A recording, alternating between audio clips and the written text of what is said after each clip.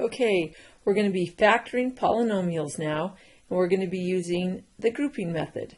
So we have a polynomial with 4 terms, and that's actually pretty important.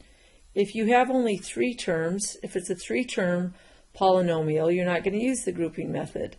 If it's a 5-term, you're probably going to do something else to it to get it down to a 4-term or a 6-term before you do the grouping method. But this one is a 4-term, so this is how the grouping method works. You group 2 groups of 2 of the terms together. And in this case, I just decided to group the first 2 terms together and the second 2. You actually can do it differently. I could have grouped 14n, I could have grouped 14n cubed and 8n together, and I could have grouped negative 49n squared and negative 28 together, and believe it or not, you would have ended up with the same answer.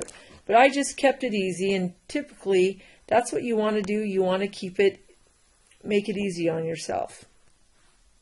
All right, I need to rewrite that. All right, so I grouped those 2 things. Now what you're going to do is you're going to see what things the terms have in common in each set of parentheses. And when you do that, you actually rewrite this so you have room to figure it out. So 14 and 49, well, 7 goes into both of them. So we know a 7 is going to get factored out. And n cubed and n squared, they both share an n squared. All right, so now you just ask yourself, 14 divided by 7 is 2. N cubed divided by n squared, there's just one n left. And there's a subtract sign. 49 divided by 7 is 7. N squared divided by n squared, well, that n just cancels out. And here that cancels out. This canceled out to a 7. 49 divided by 7 is 7. 14 divided by, and then what you see, what's left, I should say what remains, when you factor out a 2n, the subtract sign, and a 7. And that's what we put inside the parentheses. Now over here, 8 and 28 share a 4, and that's it. And then 8 divided by 4 is 2, 28 divided by 4 is 7, and then what you have left is 2n subtract 7. So 2n subtract 7.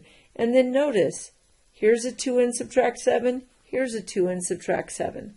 So everything that's in the duplicating set of parentheses can go in one of the parentheses down below. It doesn't matter which one. I'm going to go ahead and put it in the second one.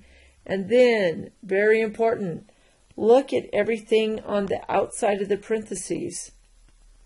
It says 7n squared plus 4. That's what goes in the other set of parentheses. And then you are ready to solve for n. And we'll do that in another video, actually finding the n. But when we're just talking about factoring and not actually finding the n, we haven't set the equation, the polynomial equal to 0. We're just wanting to get this polynomial factored. That's the grouping method.